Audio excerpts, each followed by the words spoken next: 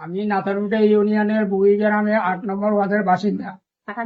পাঠানবাড়ি মোহাম্মদ নুরুল আমিন। আমার ছেলে নাসিরউদ্দিন দীর্ঘদিন থেকে আমার উপরে আমার ভাইয়ের উপরে অত্যাচার করিয়া আছে। আজকে প্রায় 6 মাস থেকেই সে বলে আমাদেরকে কুয়া লাইলো জবা করিয়া লাগবে।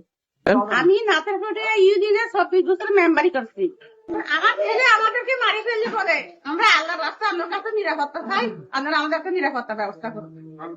সে আমরা চাকরি করতো, এখন জমাত করে সে সারাদিন বেকার চলে।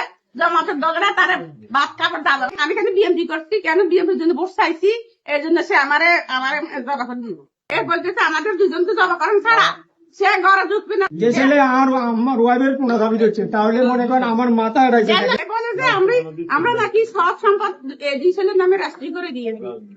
দেখেন আমরা মিথ্যা কথা বললে আপনারা দলিল দেখেন, ওনার বাপের দেওয়া, বাপের খাওয়া, ওনার নিজের কি না, ওনার বহিরা দেওয়া সব সম্পদ হয়ে গেছে। আমরা জানবিকা চাই, আমি আমার জানবিকারা আপনাদের কাছে, দেশবাসীর কাছে চাই এবং আইন প্রশাসনের কাছে চাই।